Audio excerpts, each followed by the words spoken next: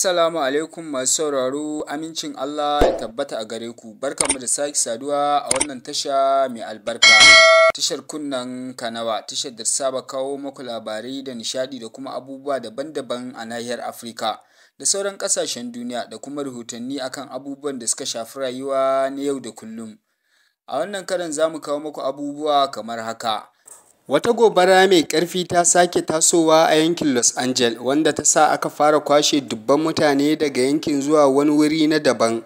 Gobarar ta taso ne daga kimanin tafiyar mil 45, wato kilomita 72 ta arewa maso yammacin birnin na Los Angeles a ranar Laraba a kusa da tafkin Costains mai tsaunuka da dama, kuma akwai gidajen mutane da makarantu a kusa. Ni wutar ta faɗaɗa inda ta fara mamaye dajika da tsaunuka a ranar Laraba saboda yanayin iska da buji da ake ciki, duk da cewa har yanzu ba ta kai ga cinye wani gida ko wurin kasuwanci ba.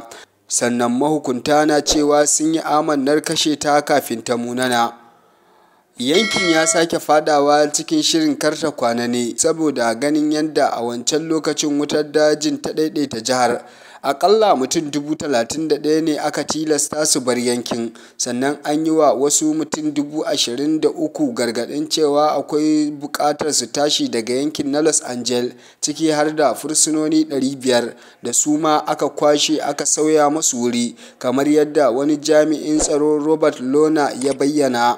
Shugaban hukumar kashe gobara ta Los Angeles, Anthony Marrone, ya ce ma'aikatarsa suna aiki tukuru domin shawo kan gobarar, inda ya ce, "Mun kashe kusan kashi 15 na wutar zuwa safiyar Alhamis." Hukumomi a jihar na cewa wannan wutar ta bambanta da nau'ukan wutar dajin da aka fuskanta a kwanakin nan, inda akalla mutane 28 suka rasu, sama da gidaje 10,000 suka lalace. Ku ci gaba da bibiyan tashar mu mai albarka domin samun bidiyoyinmu masu asali da inganci. Wannan ita ce channel ta farko da ke kawo muku dukkanin abubuwan da ke faruwa a faɗin duniya baki ɗaya. Kunnen kanawa, ƙara da ɗaya ka sha labari. Idan wannan karan shine karan ku na farko da ku fara kallon channel ɗinmu, ku daure ku danna mana alamar subscribe, comment, like and share domin samun abubuwan da za mu kawo muku a kowace rana da ma sauran shirye-shiryen kunnen kanawa.